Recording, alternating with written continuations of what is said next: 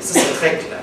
Vous avez des avenues qui célèbrent les gloires catalanes, les noms de rues, les édifices, tout ça rappelle donc l'existence d'une nation qui habite l'espace matériel. C'est très présent. Vous avez même, au port de Barcelone, un magnifique musée d'histoire de la Catalogne, qui donc donne une projection à cette histoire nationale. Et un chef politique catalan a dit récemment l'histoire de notre pays, du catalanisme, ce sont des hommes et des femmes différents qui l'ont fait. Plusieurs l'ont fait par la politique, en occupant des carrières politiques de plus haut niveau. D'autres ont fait de la politique sans s'occuper de carrière comme telle. D'autres ont fait le pays sans faire de politique. Et quand il dit ça, il donne 4 exemples de personnes qui ont fait le pays sans faire de politique. Il nomme un grand linguiste, un grand violoncelliste, Pau Casal ou Pablo Casal, Maragall, le grand poète, et Antoni Gaudí, un architecte. À Barcelone, j'ai ouvert un livre qui s'appelle « Les 100 figures qui ont fait la nation catalane ». Et ce qui m'a frappé, c'est que parmi ces 100 figures qui ont fait la nation catalane, il y avait beaucoup d'industriels, beaucoup d'ingénieurs et des architectes. Et bien sûr des poètes, bien sûr des écrivains. Mais on sent que c'est une nation, et bon, je voudrais que je l'explique plus loin, c'est une nation pour qui le monde matériel est illustratif de la réalité nationale. La réalité nationale n'est pas confinée au monde immatériel. Ce qui m'amène, donc je reviens au Québec. Ça ne veut pas dire qu'au Québec, on n'a pas eu de grandes réalisations architecturales ou urbanistiques. Loin de là, nous avons d'excellents urbanistes, d'excellents architectes. Mais généralement, nous avons une relation trouble face à nos grands ouvrages, qui souvent se terminent mal par des dépassements de cours, sont inachevés, pensons au stade de 1976, ou alors on n'aime pas ce qui a été fait, etc. On discute très rarement d'architecture dans l'espace public. Quand on en parle, c'est pour dire que ça coûte trop cher. Donc on n'a pas un discours public très abondant. Est-ce qu'un homme politique au Québec pourrait nommer 3 architectes du Québec? Je pense pas. Je ne pense pas. Nous avons quand même fait de grandes réalisations, mais ce qui me frappe, quand on regarde nos grandes réalisations, pensons au Stade olympique, à l'exposition universelle de 67. Je pense au quartier des spectacles qu'on est en train de développer à Montréal. C'est que c'est toujours une architecture du transitoire, du temporaire. Qu'est-ce qui est de plus transitoire que des Olympiques, des Olympiades?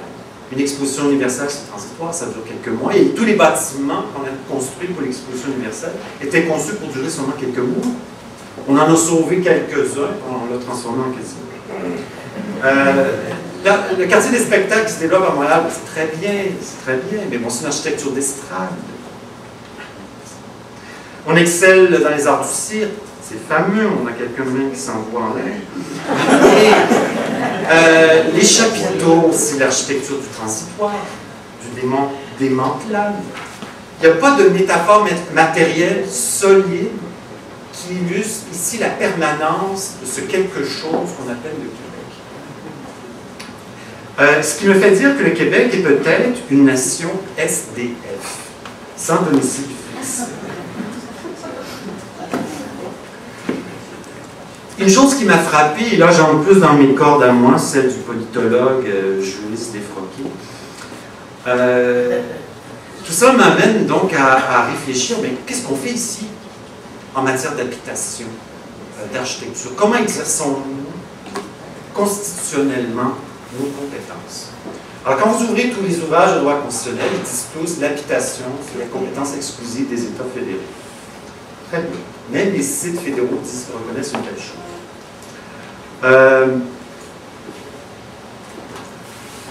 Le Québec a un code de la construction adopté par l'Assemblée nationale. Formidable. Quand vous lisez cette loi, ce n'est pas une lecture très agréable, vous apercevez que cette loi-là est tout simplement un copier-coller. La loi renvoie à quelque chose d'autre. Et qu'est-ce qu'elle fait comme renvoi? Elle renvoie au Code national du bâtiment d'Ottawa, qui est ensuite quelque peu modifié. Donc, on reprend le Code national du bâtiment à Ottawa, on ajoute quelques modifications pour l'adapter à la source locale, et on en fait le Code de construction du Québec. Et en fait, je me suis aperçu que c'était un cas d'empiètement fédéral parfait. C'est-à-dire qu'Ottawa n'utilise pas son pouvoir législatif pour édicter le Code national du bâtiment. C'est un code élaboré par le Centre national de la recherche d'Ottawa, avec bien sûr toute une équipe d'experts, d'ingénieurs, physiciens des matériaux et tout, tralala. Ils font un code avec prétendument l'aide des États provinciaux, des municipalités, du milieu industriel. Ils font un code qui n'a aucune valeur réglementaire ou législative, mais comme par hasard, tous les États fédérés l'adoptent comme leur loi. Et ça existe comme ça depuis les années 40 ou 50. Est-ce que ça veut dire que, effectivement, le Québec se projette comme une nation très préoccupée de santé, d'éducation, d'identité, mais jamais de l'ordre matériel? Imaginez qu'on adopte cette méthode de législation par renvoi pour l'organisation des soins de santé, de l'éducation, pour la culture, on crée nos normes. Mais pour le bâtiment, dans le bâtiment là, tout va. J'observe qu'on a quand même eu au Québec quelques manifestations. Il va moins bien le bâtiment là. Oui.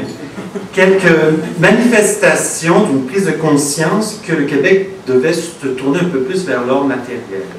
Dans la revue Laurency, qui est une revue, bon, de passer les revues, mais où on a publié des textes parfois percutants, qui est un peu à l'origine de la pensée indépendantiste québécoise. 2 textes percutants ont été publiés en 1962. L'un s'intitule « Pour un urbanisme laurentien », l'autre « Vers une architecture laurentienne ». Le premier dénonçait le rôle de la Société canadienne d'hypothèque et de logement, qui imposait par ses règlements un mode d'habitat unique, à savoir la maison unifamiliale en contexte suburbain, c'est-à-dire le bungalow en banlieue, qui était donc un modèle développé à Toronto et dans l'espace canadien en ligne.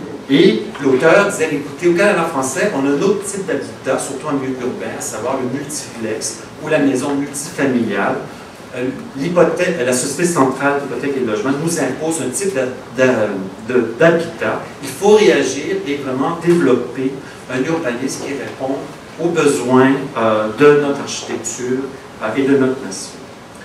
L'autre article, lui, appelle de ses voeux la création d'une véritable architecture québécoise qui évite à la fois les écueils du régionalisme pittoresque et de l'internationalisme aseptisé. Il dit d'ailleurs, cet auteur, il faudrait bien faire pour l'architecture ce que Félix Leclerc a fait pour la chanson.